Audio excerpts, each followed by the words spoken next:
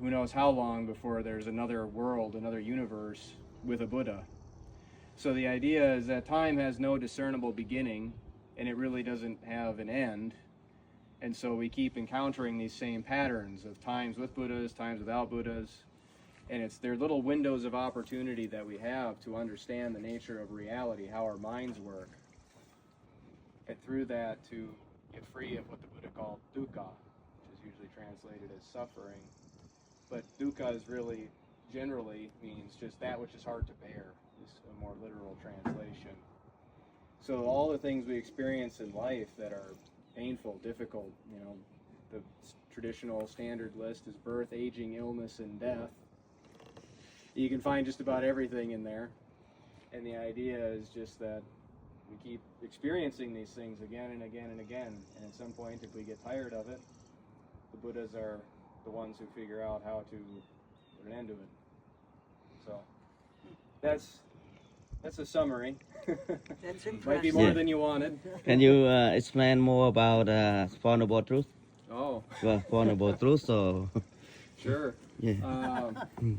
Well, the Four Noble Truths are really the whole teaching. You can find the whole Dhamma is contained somewhere within them. And they are not just something that you read and remember the words of, but they are a practice. They have duties attached to them. So if you decide that you want to be Buddhist or you want to practice the Dhamma, then the Four Noble Truths are the guide. They're the things that you turn back to evaluate your experience and understand, am I practicing correctly? And it's this way how, even without a teacher, even without a living Buddha, that we still have the ability to practice the Dhamma and to attain Nibbana. So the first Noble Truth is about dukkha, and it is essentially, the Four Noble Truths are laid out like an ancient Indian prescription that a doctor would give. So you would give the problem, the cause of the problem, the prognosis, and then the prescription to reach that prognosis. And so the problem is dukkha. We experience pain, stress, anxiety, fear, sickness, you name it. We all go through it. We have way more in common than we have that separates us. And so even though dukkha sounds kind of like this negative thing, it in a way it really isn't, because the problem is right next to the solution. And this is why the duty with the First Noble Truth is to understand dukkha.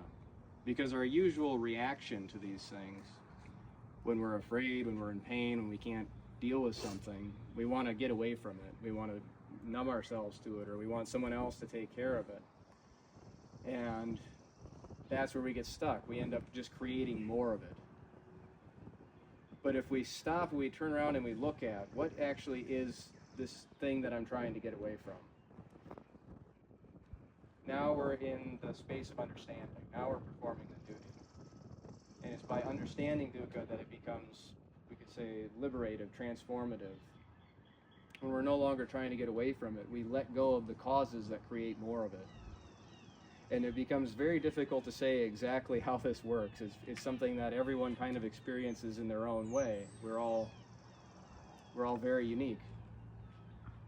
But the second Noble Truth is about the cause. Where does dukkha come from? And dukkha comes from attachment, or the word in Bali is tanha, which etymologically literally means thirst. So it's best to think of it almost like just a need, a feeling like I need something. I need this pain to go away. I need whatever it is.